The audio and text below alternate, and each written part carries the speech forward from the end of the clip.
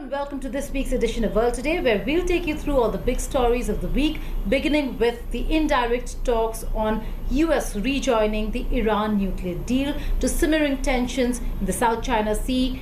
Vladimir Putin could serve 2 more terms as president of Russia, and an exclusive conversation with John Kerry, the special envoy of US President Biden, on the upcoming climate summit. Prince Philip, the irascible and tough-minded husband of Queen Elizabeth II, who spent nearly 7 decades supporting his wife in a role that defined and constricted his own, died at the age of 99, Buckingham Palace said on Friday. His life spanned nearly a century of European history, starting with his birth as a member of the Greek royal family and ending as Britain's longest-serving consort during a turbulent reign in which the 1,000-year-old monarchy was forced to reinvent itself for the 21st century. Philip spent a month in hospital earlier this year before being released on the 16th of March to return to Windsor Castle. The Duke of Edinburgh is survived by the Queen and their 4 children, Prince Charles, Princess Anne, Prince Andrew and Prince Edward, as well as 8 grandchildren and 10 great-grandchildren. He was the longest-serving consort in history, one of the last surviving people in this country to have served in the Second World War. At Cape Matapan, where he was mentioned in dispatches for bravery, and in the invasion of Sicily, where he saved his ship by his quick thinking. As floral tributes poured in, the Union flag went half-mast in the United Kingdom.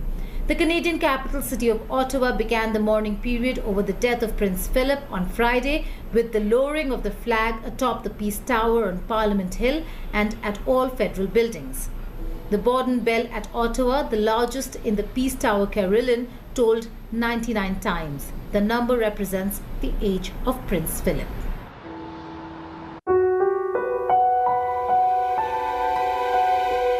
Prince Philip, the husband of Queen Elizabeth II of the United Kingdom of Great Britain and Northern Ireland and other realms, has died at the age of 99.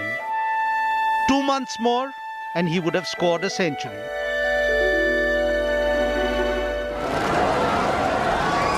Throughout his long and eventful life, the prince had lived up to the very Woodhouseian image of the British upper class. A doddering but well-meaning royal who tried not to get in the way of things. I've seen the world's most experienced pluck on there.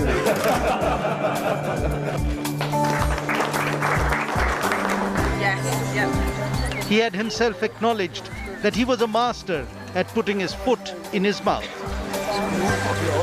He's portrayed, as you know, in the press as somebody who makes blunders and gaffes and things like that. Well, they aren't blunders and gaffes, of course. What he's trying to do is to get a rise out of you, and sometimes that can be misinterpreted. It can even sometimes appear to be offensive. Prince Philip had not been keeping well for the last couple of years. Joking that he could no longer stand up, he announced in 2017 that he was stepping down from royal engagements. But staying out of the public eye did not keep him out of the public eye. He crashed his car in 2019 at age 97, apparently dazzled by the low sun. Son of Prince Andrew of Greece and Denmark, Philip was born on the island of Corfu, and it was only in 1947 that Philip became a British subject, taking his mother's surname, Mountbatten. He had to renounce his right to the Greek and Danish thrones, but months later, Prince Philip married Princess Elizabeth at a ceremony at Westminster Abbey on 20th of November 1947. On the eve of his wedding, he was designated a Royal Highness and was created a Knight of the Garter, Baron Greenwich, Earl of Merioneth, and Duke of Edinburgh.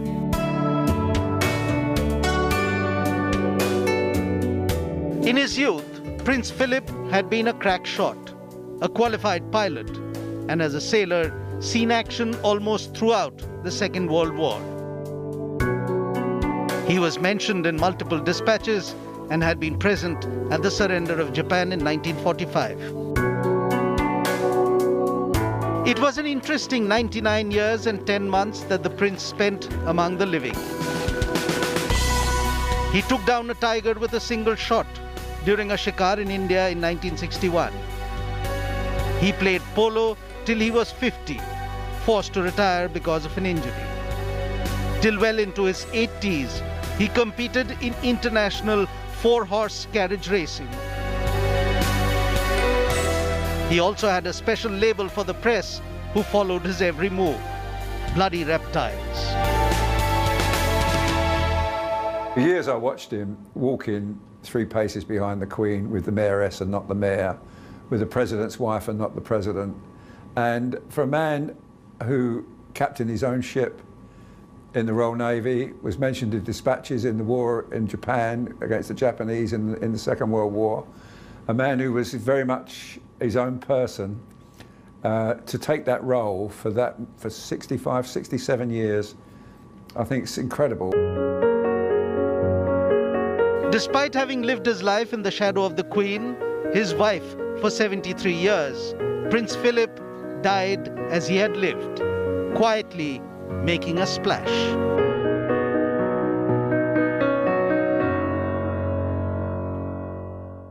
The 68-year-old Russian president, who has served in office for more than 2 decades and is the longest-serving Kremlin leader since Soviet dictator Joseph Stalin, could remain in office for 2 more terms.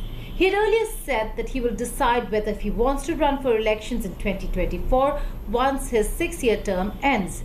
But the recent amendments to the Russian constitution will allow him to serve for 2 more terms, which means he could remain in office till the year 2036. He not only has ensured his office term, but also continues to prosecute his critic and opposition leader Alexei Navalny and his supporters.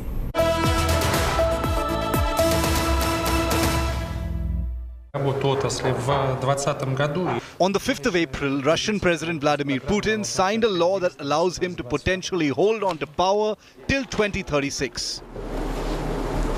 The constitutional amendment to allow the president to continue for another 2 terms was approved by 78% of the voter mandate in July 2020.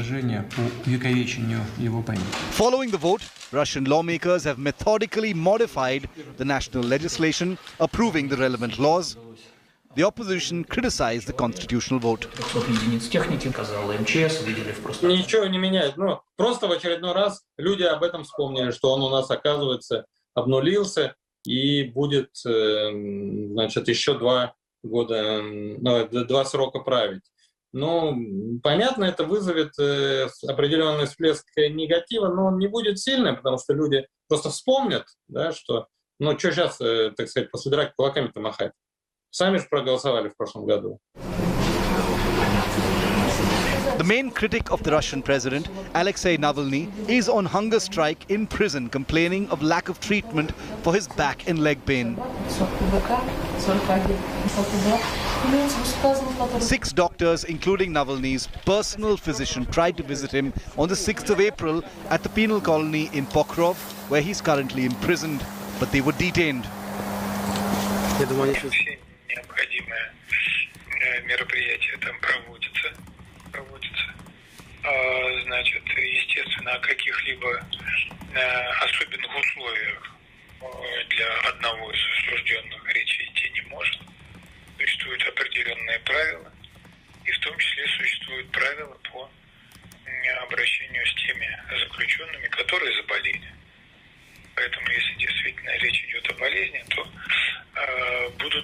будет обеспечено на соответствующем предусмотренном уровне лечения. Счастливый номер 13. Ребята, давайте несколько шагов назад. The 44-year-old Navalny was arrested in January upon his return from Germany, where he spent 5 months recovering from a nerve agent poisoning that he blames on the Kremlin. Russian authorities have rejected the accusation. His supporters believe his health and life are at risk in the detention center. Well, Russian prison system has not evolved that far from the time of Gulag of Stalin era. every week we see video of torture by prison guards of prisoners.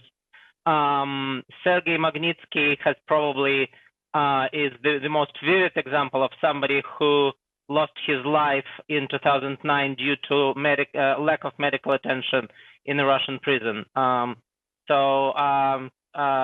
If I were to choose whom to believe, Navalny or Russian prison authorities, my choice is obvious. On the same day that the Russian president signed the law that ensures he stays in office for 2 terms, a Moscow judge evicted Russian opposition politician Lyubov Sobol from the courtroom. Sobol was evicted from the courtroom after she refused to stop filming proceedings with a small camera, which she said was part of her right to a public trial. She was being tried over claims that she unlawfully entered the apartment of a relative of an alleged FSB agent who Russian opposition leader Alexei Navalny has accused of poisoning him with a nerve agent. Хотели бы отравить, отравили бы. Navalny published a video in December allegedly showing the agent admitting to poisoning him. Прижали их к стенке. Доказательств теперь более чем достаточно. A day later, most of Navalny's allies, including his brother Oleg and Sobol, were released from house arrest by a Moscow court. But the court upheld most of the prevention restrictions such as access to phone calls, email, messaging apps, and also forbade them from leaving their houses during the night or comment on the case under investigation. Navalny came back to Moscow reportedly to contest in the upcoming Russian Duma election. A storm is brewing in the South China Sea. Chinese ships moored near Windsor Reef within 200 nautical miles of Philippines, causing major tensions between the two countries. Philippines claim to have spotted structures and boats that are being manned by militia. China claims that they're Chinese territorial waters and that they are fishing boats.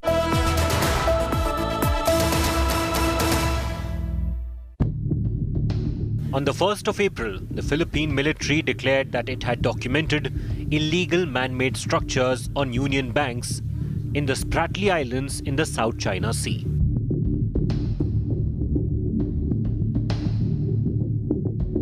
The location is near areas where hundreds of Chinese vessels were spotted since 7th of March. The structures were discovered during one of the Philippine military's regular maritime patrols in the South China Sea, where it closely monitors the activities of the Chinese vessels believed to be manned by militias. The Chinese embassy in Manila denied that the boats spotted in Windsor Reef were manned by maritime militia. 西方大国是世贸规则的主要的制定者，维护自身的霸权。 限制发展中国家发展是他们的一贯的做法。当年中国入世谈判的时候，他们不允许世贸规则的篮筐为中国而降低。那么到了今天，当中国全面的履行入世的承诺，带头维护世贸规则时，这些国家呢又提出要专门为中国量身打造新的篮筐，操纵游戏规则，确保只赢不输。这才是真正的不公正。 这才真正的需要改革。 China and the Philippines and other Southeast Asian countries have long been part of disputes over sovereign claims over the region's islands, reefs and seabeds. A third of the world's maritime trade travels through the South China Sea annually. Majority of the disputes concern the lack of adherence to the international exclusive economic zones, which stretch up to 200 nautical miles from the coast of any state.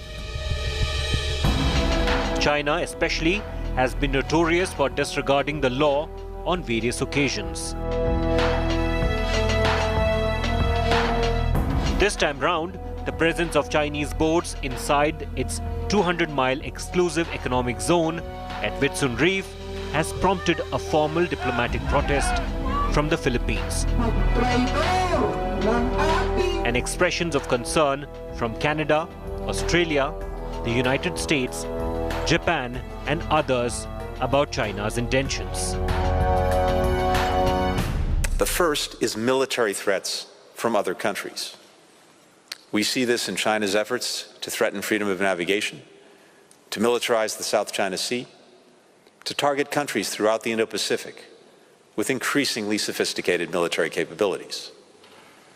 Beijing's military ambitions are growing by the year. Coupled with the realities of modern technology, the challenges that once seemed half a world away are no longer remote. To back their claim to the majority of the South China Sea, Beijing has long cited the 9-dash line based on unverified historical accounts. Philippines lost the fishing ground of Scarborough Shoal in 2012 on this ground. A year later, Manila formally led the arbitration proceedings against this claim at The Hague. 3 years later, the court ruled in favor of the Philippines and declared the 9-dash line to be unlawful under the United Nations Convention on the Law of the Sea. The landmark ruling infuriated China, which rejected it as ill-founded and continues to maintain presence in the disputed territories. Philippine President Rodrigo Duterte has fostered warm relations with China since he came to power in 2016. Within days of his military chief's revelation, he scaled down the offensive against Beijing, offering it an olive branch. We'll continue to resolve the issues on Julian Felipe through diplomatic channels and through peaceful means. Whatever differences we have with China will not define our bilateral relations. It will not be an obstacle to the overall positive trajectory of our bilateral friendly relations and our deepening cooperation in pandemic response, including vaccine cooperation and in post-pandemic economic recovery. 菲方应该客观正确看待，立即停止无端炒作，避免对两国关系和南海和平稳定大局造成负面影响。 In the meantime, on the first weekend of April, US Navy aircraft carrier Theodore Roosevelt and its strike group re-entered the South China Sea to conduct routine operations.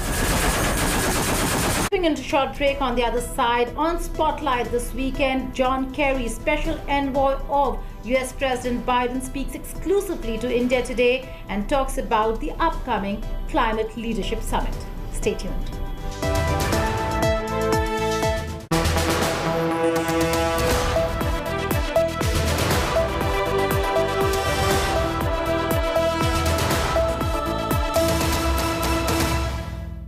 Hello everyone, this is Rahul Kamal here. Hope you enjoyed this video. For the latest news and analysis, like and subscribe the India Today YouTube channel and don't forget to press the bell icon to stay updated.